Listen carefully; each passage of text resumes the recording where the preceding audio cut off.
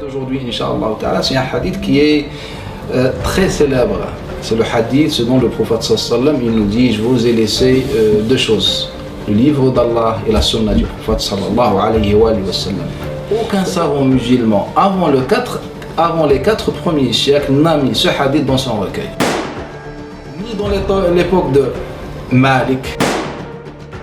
Celui qui a mis le hadith dans son recueil, c'est le Hakim al-Bayhaqi ibn Abd al-Barr al-Bazzar, avec 3 chaînes de transmission. Uqayli fi al-Du'afa, il le rapporte, mais il ne dit pas d'après Ismaïl ibn Abi Uwais, il le rapporte d'après Muhammad ibn Ismaïl ibn Abi Uwais, d'après son père. La 3e chaîne de transmission, rapportée par Kathir ibn Abdullah ibn Amr ibn Awf, d'après son père, d'après son grand-père, rapportée par Al-Hakim. Pourquoi ce hadith a été inventé par le régime de Bani Umayya? Un des savants de l'hadith en Égypte, qui s'appelle Abu al-Ashbal, il est connu et qui a beaucoup fréquenté l'Albani, qui est resté beaucoup avec lui pendant environ 5 ou 6 ans. Et il rapporte ce hadith que lorsque Ibn Abd al-Barr met le hadith, donc il met à chaque fois un pour qu'on descend en dessous de la page, au pied de la page, pour commenter, donner le statut des hadiths.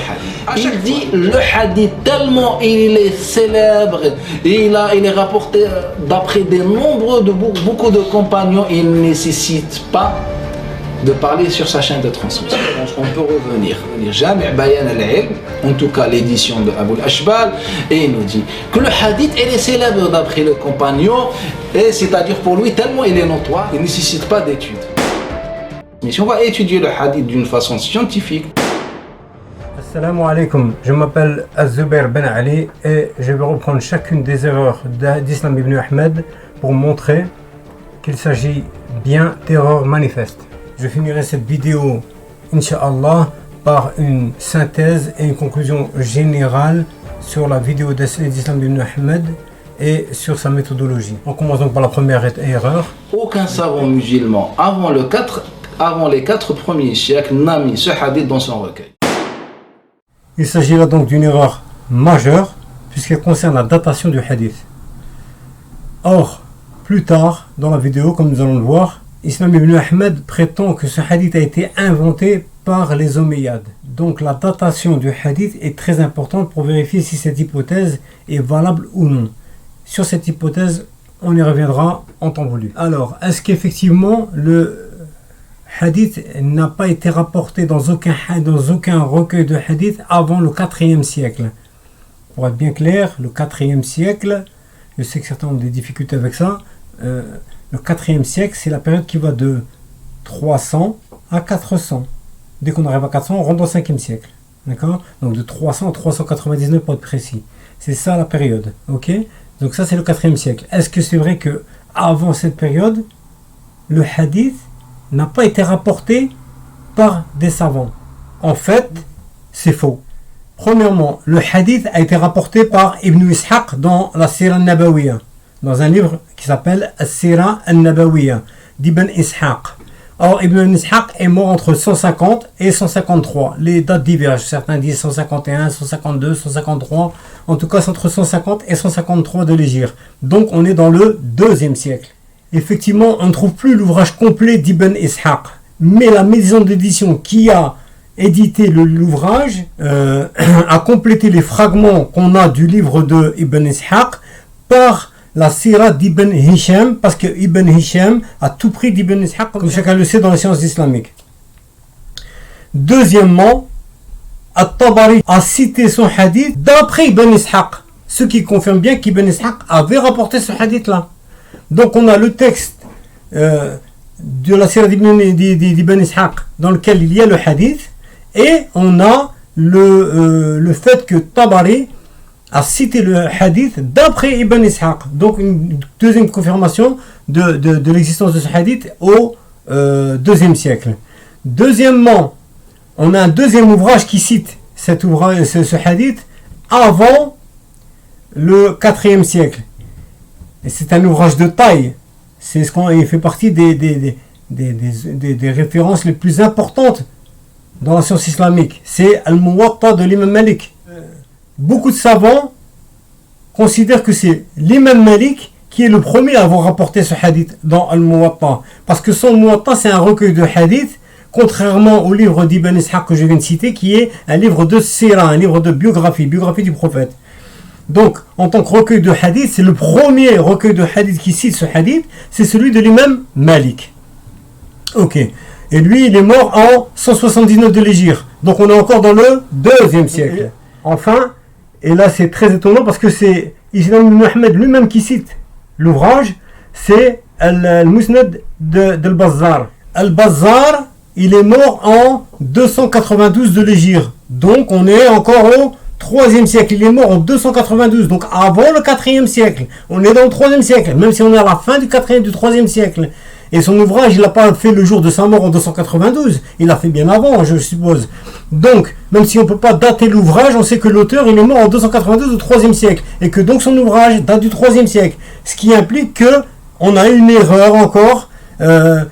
Islam ibn Ahmed, en prétendant que le hadith n'a pas été cité dans aucun ouvrage avant le 4e siècle, se trompe pour au moins 3 raisons. 1, il est cité par Ibn Ishaq qui est mort en 150 ou 153, entre les deux.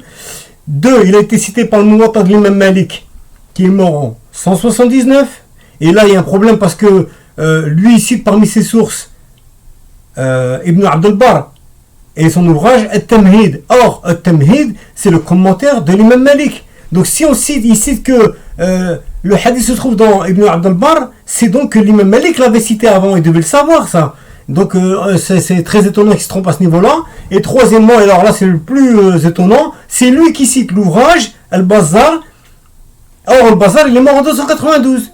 Donc, où il ne connaissait pas la date de décès de Al-Bazzar, auquel cas, il ne faut pas s'amuser à essayer de dater le hadith quand on ne connaît aucune date. Donc, maintenant, je vais présenter les 3 ouvrages que j'ai cités. Donc, le premier ouvrage, il s'agit de, comme on l'a dit, d'Ibn Ishaq, décédé entre 150 et 153, dans As-Sira Nabawiya. Donc, voilà l'ouvrage ici. Le titre arabe, c'est As-Sira Nabawiya l'Ibn Ishaq. Ici, la maison d'édition a daté le décès d'Ibn Ishaq à 151. On le voit là. Voilà, 151. Mais je vous ai dit, il y a une divergence sur sa date de décès. On est entre 150 et 153. Certains, effectivement, le datent à 151. Ici, on remarque la maison d'édition. C'est Dar al-Kutub al-Ilmiya à Beyrouth, Lubnan. Donc à Beyrouth, au Liban. L'année d'édition ici, elle est indiquée là, c'est 2004. Voilà, 2004. À côté, c'est 1424 pour la date égérienne. Et la page qui nous intéresse, alors c'est dans un long hadith qui commence à la page 670, mais la partie qui nous intéresse se trouve à la page 671. Je l'indique ici en surligné bleu, voilà. Et je vous mets ici la partie qui nous intéresse. Voilà, voilà, hop là, elle commence ici. Voilà, en bleu. Donc, il dit وَقَدْ تَرَكْتُ فِيكُمْ مَا إِنِ اعْتَصَمْتُمْ بِهِ فَلَنْ تَضِلُّوا أَبَدًا أَمْرًا بَيِّنًا كِتَابَ اللَّهِ وَسُنَّةَ نَبِيِّهِ. Donc, je vous ai laissé ce par quoi, si vous vous y accrochez, vous ne vous égarerez jamais, une affaire claire, le livre d'Allah et la sunna du prophète. Traduction approximative en direct. Hein. Ensuite, on passe au deuxième ouvrage qui est Al-Muwatta de l'imam Malik. L'imam al-A'imma wa alim al-Madina, Malik ibn Anas, radiyallahu anhu. Taïb. Donc, c'est le premier tome. Et la maison d'édition ici, c'est Dar Ihya al-Turath al-Arabi à Beyrouth, Lubnan, Liban. Alors, c'est dans le premier tome, on a dit donc, et la date d'édition ici, c'est l'ouvrage qui a été édité en 1985. Et on passe tout de suite au texte du hadith qui se trouve à la page 46, au troisième hadith, c'est le troisième hadith du chapitre, voilà, le chiffre 3 ici. وحدثني عن مالك أنه بلغه أن رسول الله صلى الله عليه وسلم قال تركت فيكم أمرين لن تضلوا ما مسكتم بهما كتاب الله وسنة نبيه. Malik m'a dit que il lui a été rapporté أنه بلغه. Donc بلغه ça veut dire qu'il n'y a pas d'isnad, il n'y a pas de chaîne de transmission, ça lui est parvenu, on ne sait pas comment ça lui est parvenu. Ni qui, ni quand, ni comment. Donc le messager d'Allah sallallahu alayhi wa alihi wa sallam a dit Taraktu fikum, je vous ai laissé Amrain, deux choses, Len tadillu ma masaktum bihima, vous ne vous égarerez pas tant que vous vous y accrocherez. Kitabullahi wa sunnata nabihi, le livre d'Allah et la sunna de son prophète. Et ensuite on passe au troisième ouvrage que j'ai cité, le Musnad de Al-Bazzar. Voilà ici, le Musnad de Al-Bazzar. Vous regardez ici la date de décès de l'auteur qui est en 292. Hein, et ici on passe à la maison d'édition. Voilà, c'est Maktabatu al-Ulum wal-Hikam, donc la Maktaba des sciences et des sagesses, à Médine al-Munawwara, à l'année d'édition qui est ici. Donc on a 2006, voilà 2006, Taba'atul Ula, la première édition. Et maintenant on va aller directement à la page qui nous intéresse. Voilà, c'est ce hadith là, d'après Salah ibn Moussa al-Talhi. Donc ici on l'a. Il dit Inni qad khalaftu fikum ithnayni lan tadillu ba'dahuma abadan kitabullahi wa sunnati wa lan yaftariqa hatta yarida alayya al-hawd. Donc il dit d'après Abu Huraira, le messager d'Allah sallallahu alayhi wa alihi wa sallam a dit je vous ai laissé deux choses, vous ne vous égarerez pas après elles jamais, le livre d'Allah et ma sunna. Et vous ne vous égarerez et elles ne se sépareront pas tant qu'elles ne m'auront pas rejoint au bassin. Donc voilà pour la démonstration de l'erreur de datation de Islam ibn Ahmed du hadith. Il s'est trompé dans la datation du hadith en prétendant qu'il n'existait aucun ouvrage qui avait cité ce hadith avant le 4e siècle, et nous on en a trouvé déjà 3 des ouvrages qui avaient cité le hadith avant le 4e siècle. Passons à l'erreur suivante. Ni dans l'époque de Malik. Donc comme on l'avait déjà dit, l'imam Malik avait déjà cité l'ouvrage, donc dire que le hadith n'existait pas à l'époque de l'imam Malik, c'est un comble puisque c'est l'imam Malik le premier qui l'a cité. Donc j'irai pas plus loin, et j'ai déjà montré l'ouvrage de l'imam Malik al-Muwatta dans lequel est cité le hadith, donc on se contentera de ça comme réfutation. Passons à l'erreur suivante. Celui qui a mis le hadith dans son recueil, c'est le Hakim al-Bayhaqi ibn Abd al-Barr al-Bazzar. Alors, les ouvrages qu'il vient de citer, il ne s'est pas trompé dans le fait de citer ces ouvrages, car effectivement ces ouvrages rapportent le hadith Kitabullah wa Sunnati. Le problème, c'est qu'il les cite comme étant les seuls ouvrages, puisqu'il dit celui qui a cité le hadith ou qui a rapporté le hadith, c'est un tel, un tel et un tel et un tel. Il n'y a pas dit parmi ceux qui ont cité le hadith, il y a un tel et un tel et un tel et un tel. Ça veut dire qu'on est dans une forme d'exhaustivité. Et donc ce sont les seuls ouvrages qui rapportent ce hadith. Or, c'est faux. Il n'y a pas que 4 ouvrages qui citent ce hadith, mais en fait il y en a 15. Moi en tout cas j'en ai trouvé 15. Donc je passe tout de suite à un petit tableau que j'ai réalisé afin de montrer quels sont les ouvrages qui citent ce hadith. Alors on voit ici sur ce petit tableau en jaune le texte du hadith et les compagnons qui ont rapporté le hadith. On reviendra sur ce tableau car il y a aussi des erreurs à ce niveau-là chez Islam ibn Ahmed. Alors, si on regarde, je remonte un peu, et si on regarde, on remarque qu'il y a des petits encadrés en orange avec surlignés en rouge. Ce sont tous les titres d'ouvrages qui citent ce hadith avec le nom de l'auteur de chacun de ces ouvrages. Donc voilà, on a 15 ouvrages qui citent le hadith et non pas 4 ouvrages. On passe donc à l'erreur suivante. Avec 3 chaînes de transmission. Voilà un schéma qui reprend toutes les chaînes de transmission que j'ai pu trouver et tous les auteurs qui ont repris ce hadith. Alors on va mettre quelques instants pour décortiquer un peu ce truc. D'abord on voit qu'en haut dans la barre rectangulaire en haut là, il est indiqué hadith kitab Allah wa sunnati, hadith le livre d'Allah et ma sunna. Donc on va dire que ça c'est l'étage du messager d'Allah sallallahu alayhi wa alihi wa sallama. En dessous, qu'est-ce qui se passe? On a 1, 2, 3, 4, 5 et 6 ovales jaunes. Dans chacun des ovales, on a un compagnon. Donc, si on prend les chaînes comme celles qui commencent à partir d'un compagnon différent, alors on a 6 chaînes de transmission. Sinon, on a un nombre bien plus important de chaînes de transmission. Donc, on va commencer tout d'abord à droite. Ici, tout à fait à droite, on a Anas ibn Malik. Donc on a plusieurs noms que je n'ai pas fait figurer sur la chaîne de transmission car sinon ça devenait ingérable. Et j'ai mis les noms qui sont importants. Donc ici on a Yazid al-Raqashi. C'est très important de le mettre ce nom-là parce que dans la chaîne de transmission, on verra ensuite, ce transmetteur est considéré comme n'étant pas fiable. Alors ici, c'est qui est-ce qui a ramené cette chaîne-là qui remonte à Anas ibn Malik? C'est Al-Ansari dans son livre qui s'appelle Tabaqat al-Muhaddithin bi Asbahan.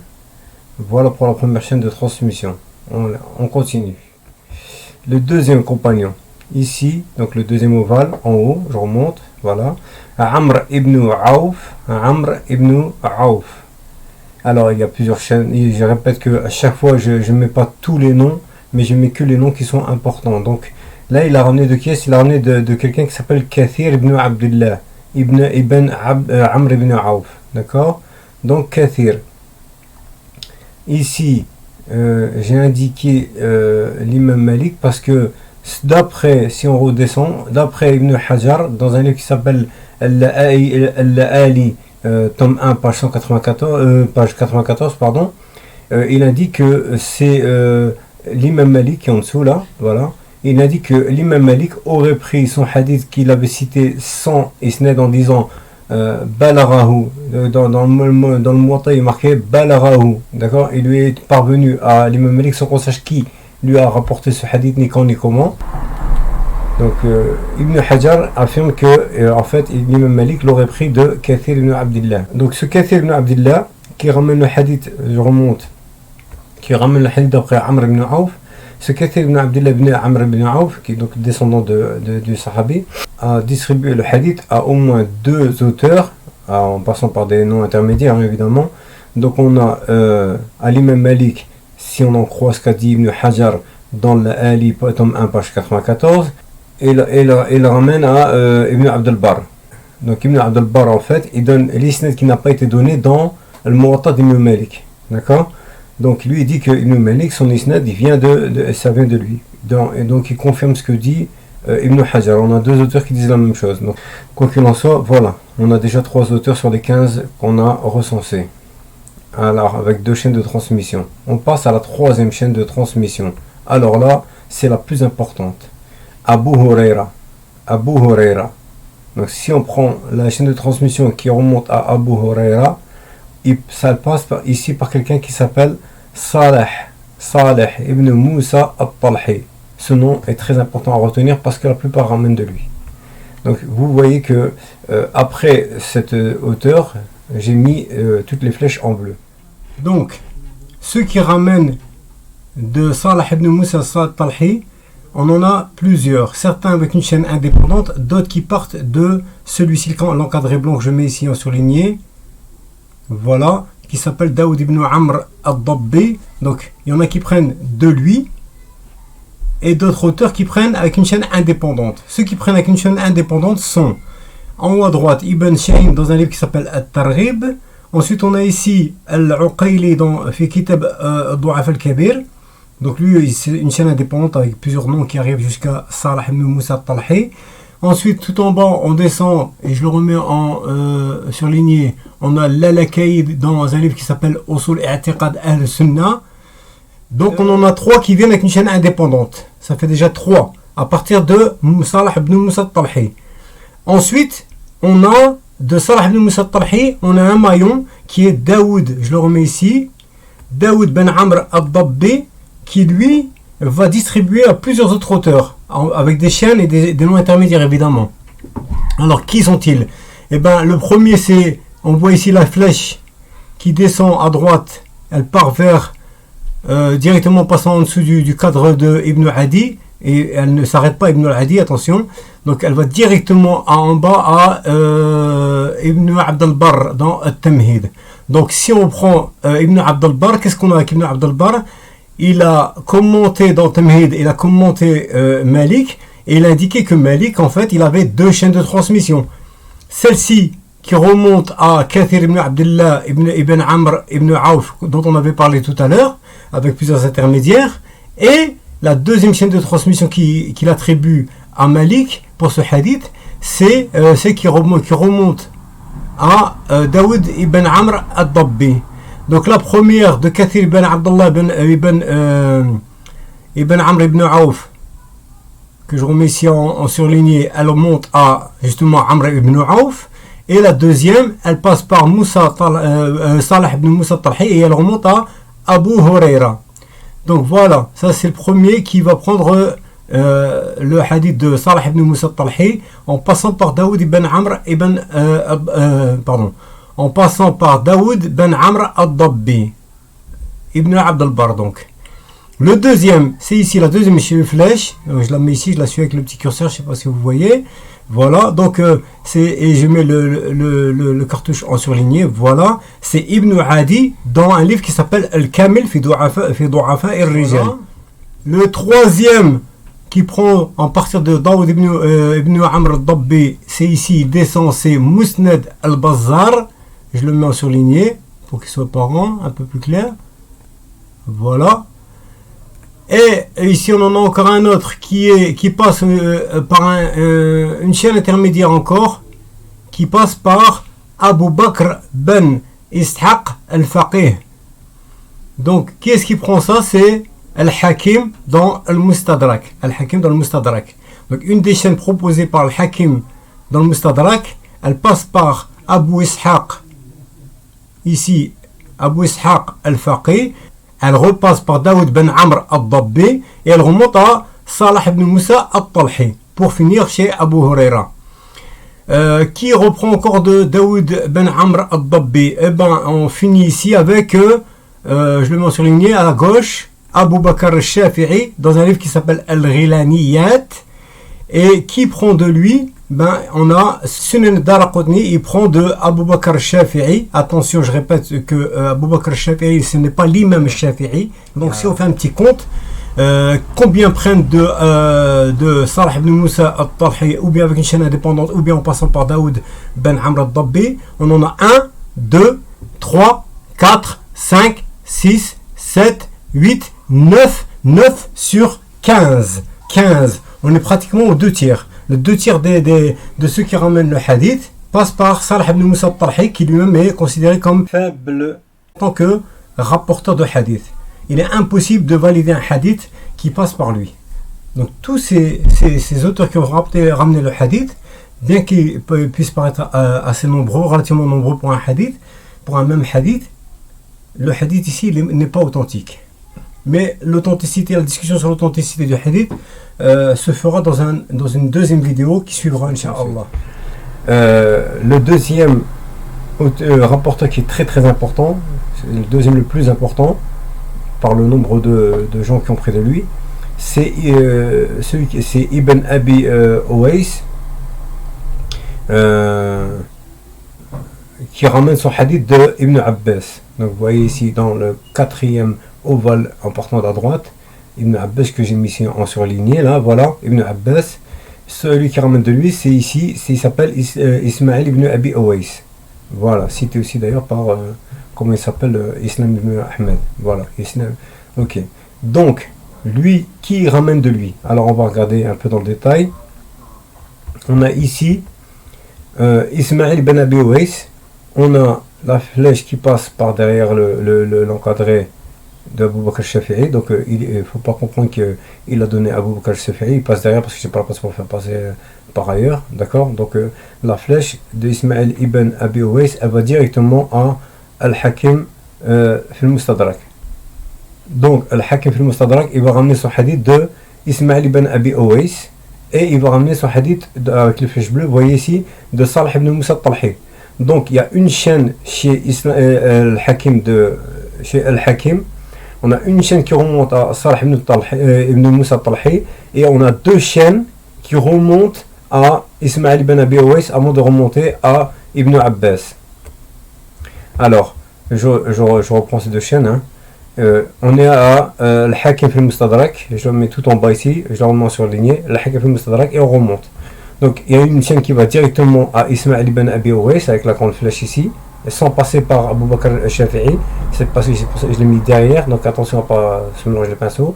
Et ensuite on a une deuxième chaîne qui monte à Ismaïl, ici, Ismaïl ben Mohammed ben al-Fadl al-Sha'rani, d'accord, ça passe par lui. Ce rapporteur ne pose pas de problème spécifique, c'est pour ça que je l'ai mis dans un encadré blanc et écrit en noir normal.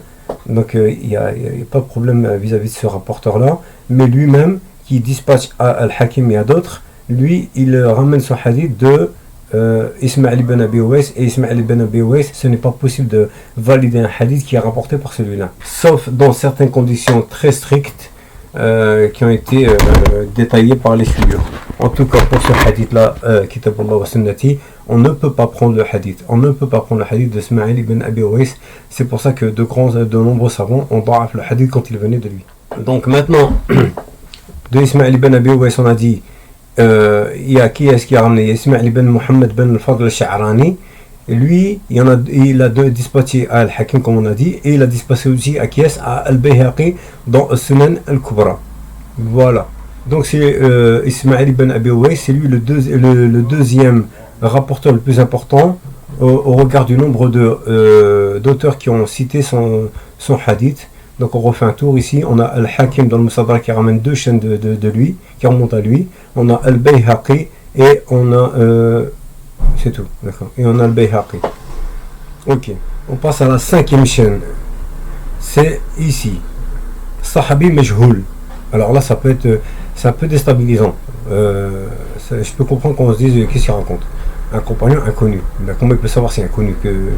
En fait, ce qui se passe, c'est qu'il faut redescendre la chaîne pour comprendre cette appellation. On va redescendre la chaîne ici, et on va voir une chose. Donc, vous voyez ici, le premier qui ramène Tabari, voilà Tabari ici en bas à gauche, tout en bas à gauche, voilà Tabari. Qu'est-ce qui se passe avec Tabari? Il ramène le hadith d'après Ibn Ishaq, comme on l'avait dit au début de la vidéo. D'après Ibn Ishaq dans son livre As-Sira Nabawiya. Ok, mais le problème c'est que Ibn Ishaq dans Sira al-Nabawiya, il ramène son hadith d'après un rapporteur qui s'appelle Abdullah ibn Najih. Abdullah ibn Najih. Or, ce Abdullah ibn Najih dit que le prophète a dit que, directement, il dit le prophète a dit que. Mais lui, il est tardif, tellement tardif que forcément entre lui et le prophète, dont il dit que le prophète a dit le livre d'Allah et Sunna, donc forcément lui étant tellement tardif, il devait avoir au minimum la génération, il vient après la génération des épigones, et donc les épigones viennent après la génération des compagnons. Donc on sait que quand lui il a dit le prophète a dit que, c'est que forcément entre lui et le prophète il devait y avoir au minimum la génération des épigones et au minimum la génération des compagnons. Donc c'est pour ça qu'on a marqué Sahabi Majhoul, compagnon inconnu, et Tabi'i Majhoul, épigone inconnu.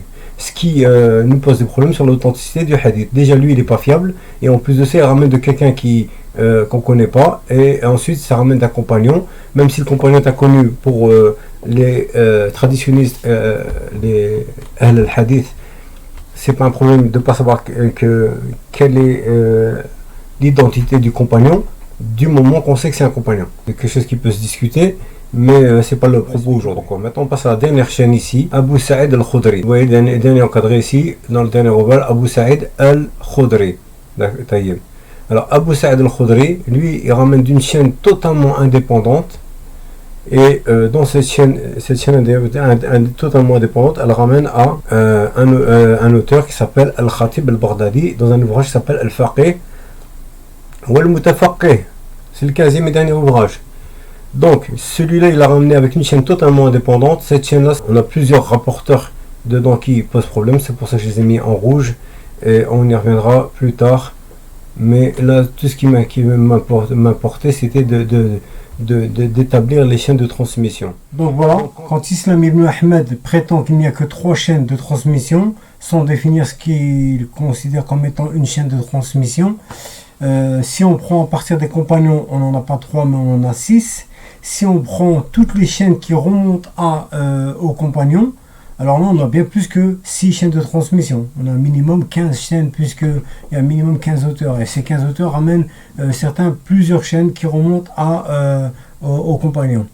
Donc comme par exemple dans le Mustadrak de l'Hakim, lui il a 3 chaînes de transmission. On a, comment il s'appelle, Ibn Abd al-Barr, lui il a 2 chaînes de transmission.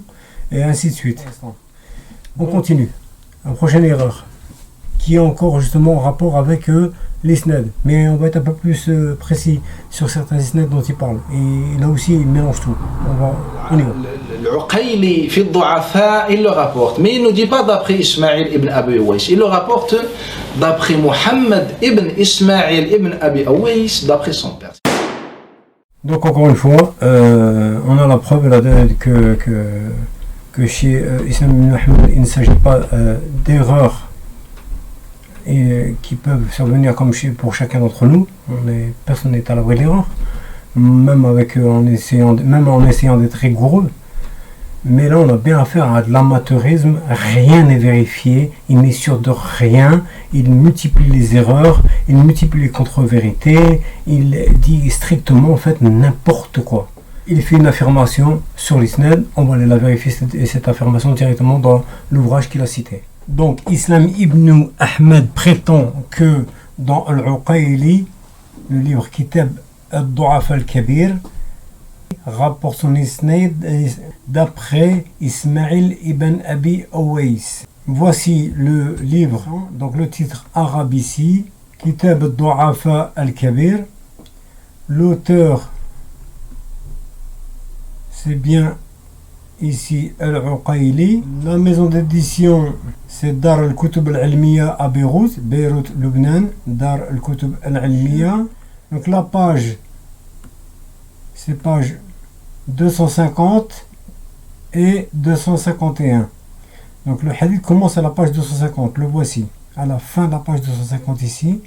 Voilà, il dit Haddathana Moussa ibn Ishaq, حدثنا محمد بن عبيد المحاربي حدثنا صالح بن موسى الطلحي. Donc c'est l'isnad qui passe à Salih ibn Moussa al-Talhi et pas Ismaïl ibn Abi Uwais. Donc on finit l'isnad Abdul Aziz ibn Rafi' عن أبي صالح عن أبي هريرة. Donc ce n'est pas le hadith, l'isnad indiqué par Islam ibn Ahmed. Et quand on continue sur la page suivante, donc la page 251, voilà, après avoir mis l'isnad, on a qala Rasulullah, on a qala Rasulullah sallallahu alayhi wa alihi wa sallama inni qad khalaftu fikum shay'ayni lan tadillu ba'dahuma abada ما أخذتم بهما أو عملتم بهما كتاب الله وسنتي ولن يفترقا حتى يرد علي الحوض. Donc il dit, le messager d'Allah sallallahu alayhi wa sallam a dit, je vous ai certes laissé 2 choses, vous ne vous égarerez pas après elles, jamais, abadan, ma akhadtum bihima, tant que vous y accrocherez. Ou que vous les mettrez en pratique. le livre d'Allah et ma sunna. ولن يفترق حتى يرد علي الحوض, et tous deux, le livre d'Allah et la sunna du prophète, ne se sépareront pas jusqu'à ce qu'ils me rejoignent au Hawd, au bassin, le bassin du prophète, le jour du jugement dernier, où il accueillera sa communauté. Donc pas besoin de plus de démonstration. Encore une erreur de Islam ibn Ahmed qui joue au grand muhaddith en citant les isnad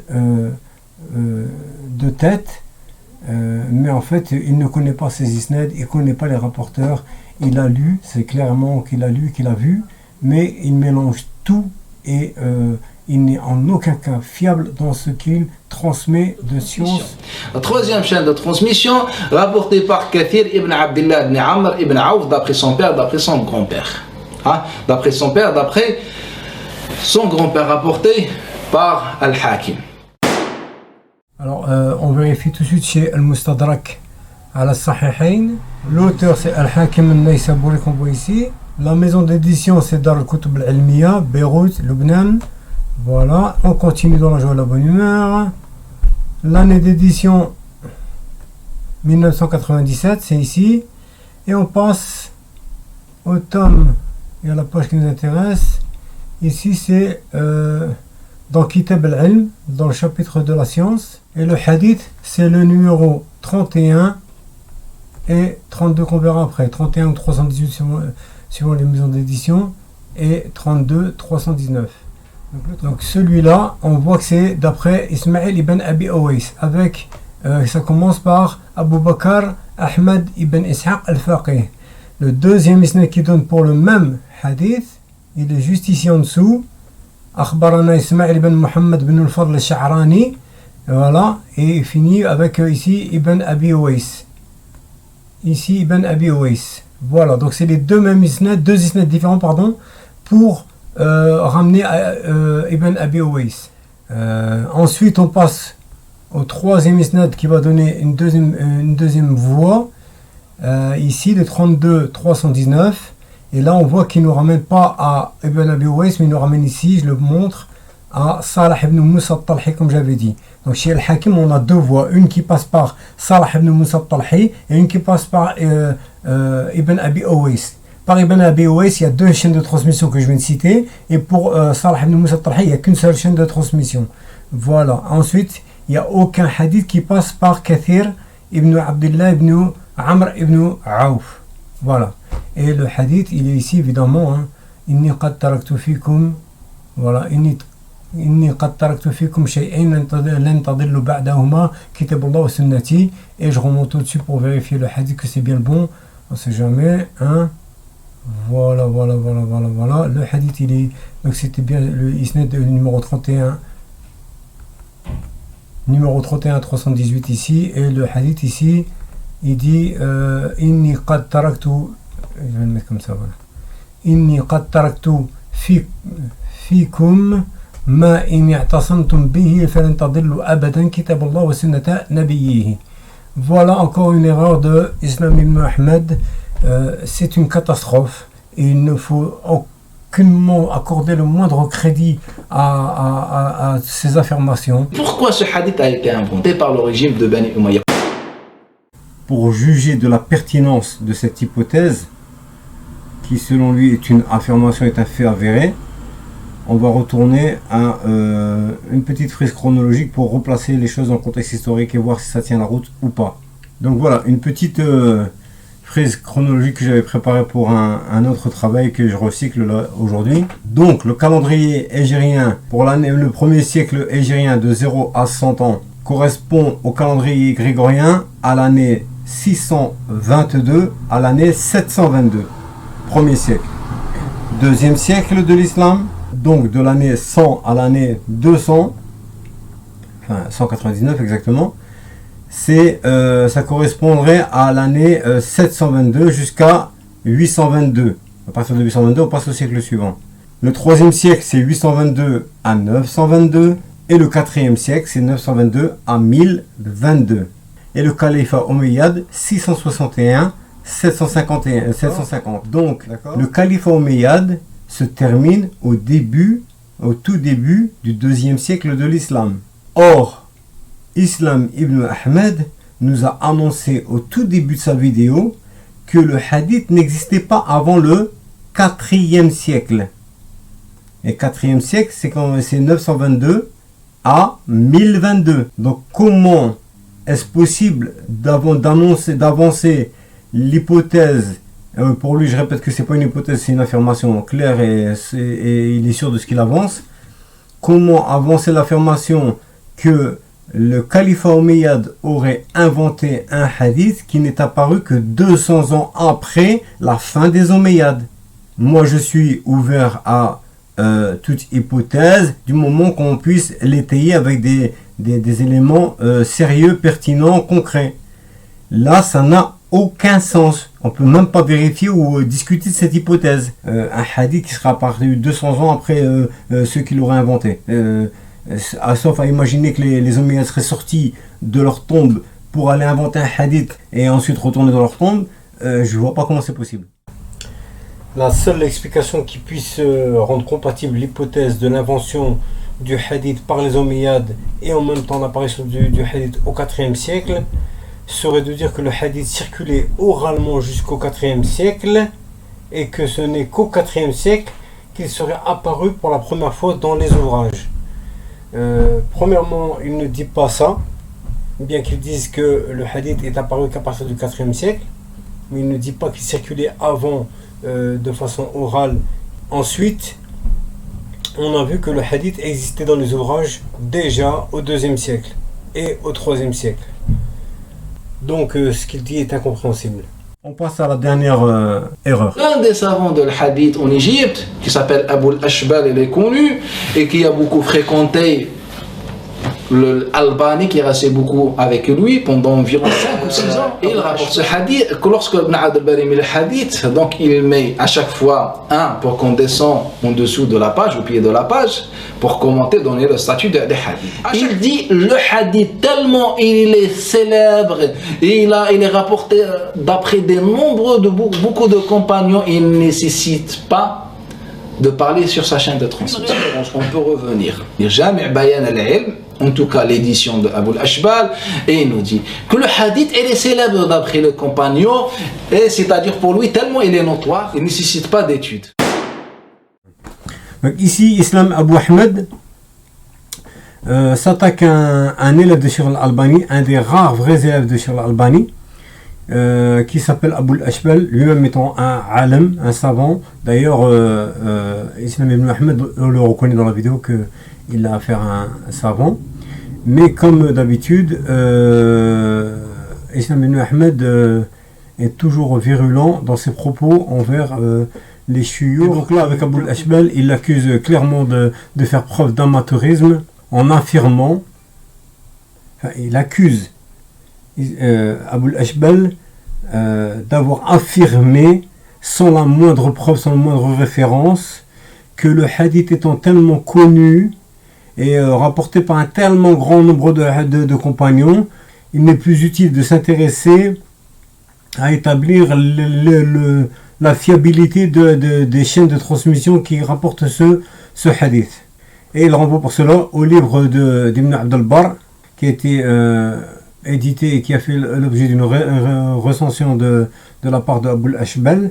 Donc il accuse dans ce livre, en note de bas de page, lié à évidemment au hadith, le livre d'Allah et ma Sunnah, d'avoir prétendu ça à cet endroit-là. Alors voilà le livre incriminé par Islam ibn Ahmed. Vous voyez le titre ici, c'est Jami' Bayan al-Ilmi wa Fadlihi. L'auteur c'est Ibn Abd al-Barr et le muhaqqiq, celui qui a fait la recension, c'est ici il est marqué bi tahqiq Abil Ashbal. Donc la maison d'édition c'est Dar Ibn al-Jawzi. L'année d'édition c'est 1994. Voilà, et maintenant on voit la page qui nous intéresse, c'est la 1161. On remonte et on va voir ici ce qui se passe. Alors, on est dans le chapitre de l'exhortation à s'attacher à la sunna et se contenter d'elle. Bab al-Hadd, je le mets ici en surligné, voilà.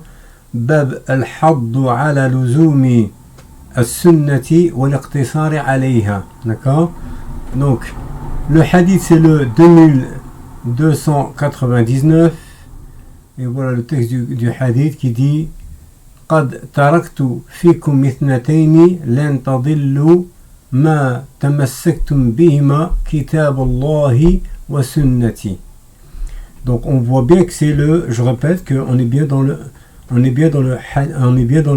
hadith numéro 2299. Donc on va aller voir en note de bas de page qu'est-ce qu'il a dit le muhaqqiq Abu al-Ashbal. Alors 2299, qu'est-ce qu'il dit? وقد بعثه شيخنا العلامة الألباني في الصحيحة, c'est-à-dire silsila الصحيحة, numéro 1761, donc on voit bien qu'ici c'est le hadith 2299 et il n'y a pas de note de bas de page numéro 1 comme il disait, mais il reprend le numéro du hadith en note de bas de page. Et si on regarde toute la note de bas de page, à part ça, il n'y a rien d'autre. Il passe tout de suite ensuite au 2300. Le seul petit 1, c'était pour le terme qad qu'on remonte ici. Le petit 1 qu'il avait mis, c'était pour le terme, alors, qad qui est au début, entre crochets, pour indiquer que ce mot qad, c'est, ici le dit, c'est un rajout qui n'était pas dans la première, dans le premier manuscrit intitulé Ta. Voilà, donc il n'y a rien de ce qui a affirmé Islam ibn Ahmed. Abu al-Ashbal est innocent de l'accusation qu'il a portée contre lui. Et encore une fois, Islam ibn Ahmed fait preuve d'un grand amateurisme, voire de charlatanisme. Donc voilà, ici Islam a fait une fausse accusation a porté une fausse accusation à l'encontre de Abu al-Ashbal d'avoir fait une certaine affirmation. Et quand on retourne à l'endroit qui nous a demandé d'aller vérifier, on ne trouve pas du tout cette affirmation. Il s'est juste contenté de renvoyer au tahqiq, à silsilatul ahadith as-sahiha de Cheikh al-Albani, donc la silsila des hadiths, ou la série des hadiths authentiques de Albani, et il n'a rien à rajouter de plus. Alors, en parlant d'amateurisme et de manque de précision, en fait, c'est Islam ibn Ahmed qui fait cette preuve d'un grand amateurisme. Car qui a fait réellement cette affirmation que le hadith était tellement connu qu'il n'était pas utile de citer ou de faire de recherches sur les isnad, sur les chaînes de transmission de ce hadith, ou de rapporter des chaînes de transmission de ce hadith? Qui a fait ça réellement, puisque c'est pas Abu al-Ashbal comme on vient de le vérifier? Eh ben en fait on se aperçoit que c'est Ibn Abd al-Barr. Où ça? Dans Tamhid, qui a été cité par Islam ibn Ahmed dans sa vidéo, cette vidéo là. Donc on va aller voir maintenant Tamhid, qu'est-ce qu'il raconte sur ce hadith, et on verra bien que la phrase qu'il avait attribuée à Abu al-Ashbal dans sa grande incompétence et dans son grand amateurisme, en fait c'était une phrase qui a été dite ou écrite par Ibn Abd al-Barr. Ok, ici le kitab c'est bien At-Tamhid. En fait le titre exact c'est At-Tamhid lima fil muwatta'i min al-ma'ani wal-asanid. L'auteur de ce livre, donc c'est bien At-Tamhid lima fil muwatta' min al-ma'ani wal-asanid. On avait bien expliqué que s'il avait cité Tamhid, Islam ibn Ahmed, il devait savoir que Tamhid c'est le commentaire de Muwatta, et là il a indiqué sur le titre. Donc ça c'est un petit rappel de ce qu'on a dit tout à l'heure. Alors l'auteur ici c'est Ibn Abd al-Barr, comme on connaît, d'accord.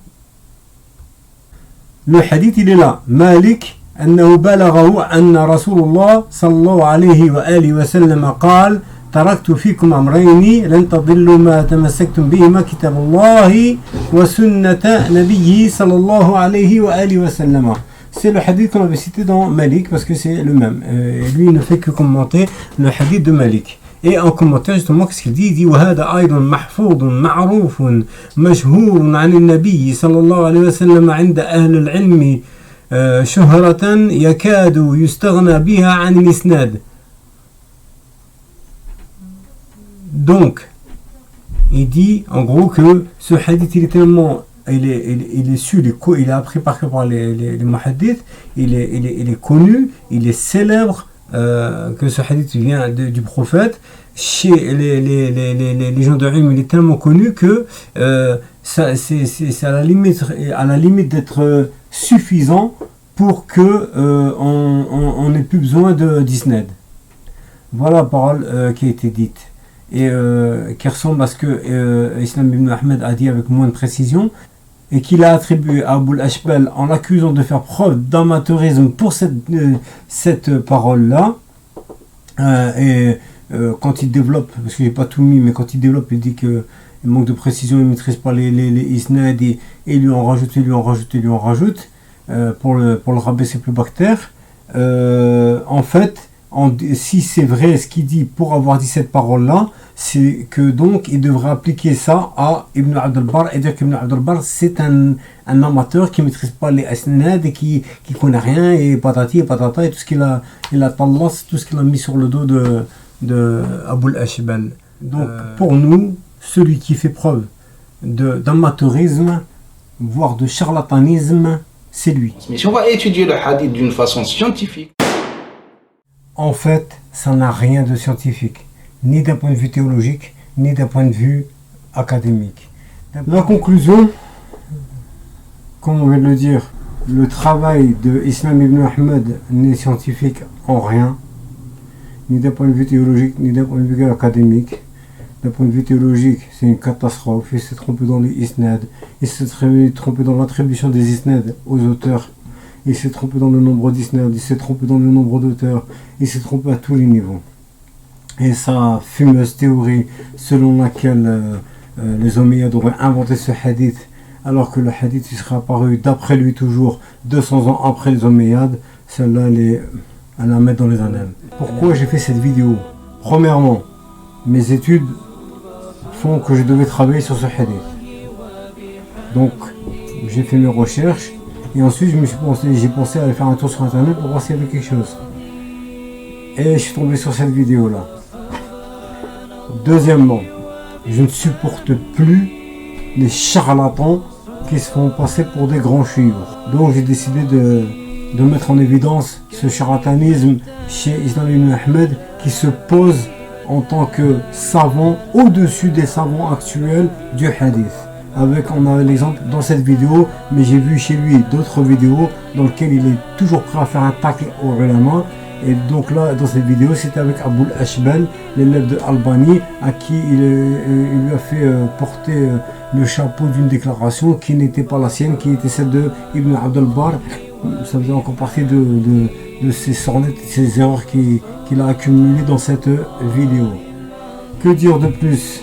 Cette vidéo n'est pas la dernière, j'espère. Inch'Allah ala kulli hal. Je pense continuer sur ce sujet du hadith, le livre d'Allah et ma sunna, car j'estime pour moi que ce hadith il n'est pas authentique. Le prophète n'a pas dit le livre d'Allah et ma sunna, Kitabullah wa sunnati, mais il a dit Kitabullah wa itrati, le livre d'Allah et ma descendance. Je précise une chose, comme Islam ibn Ahmed, j'ai été salafi et je ne suis plus salafi depuis un certain nombre d'années déjà. Je rejette la salafia dans sa forme actuelle et je revendique le droit de réfléchir, de penser. J'avance dans mon dîme en essayant d'être rigoureux dans ma façon d'appréhender les questions religieuses, qu'elles aient trait au dogme ou à la jurisprudence. Et j'essaierai à l'avenir de faire part, de partager le fruit de mes recherches. Inch'Allah. اللهم صل على محمد وعلى آل محمد كما صليت على إبراهيم وعلى آل إبراهيم والسلام عليكم ورحمة الله وبركاته.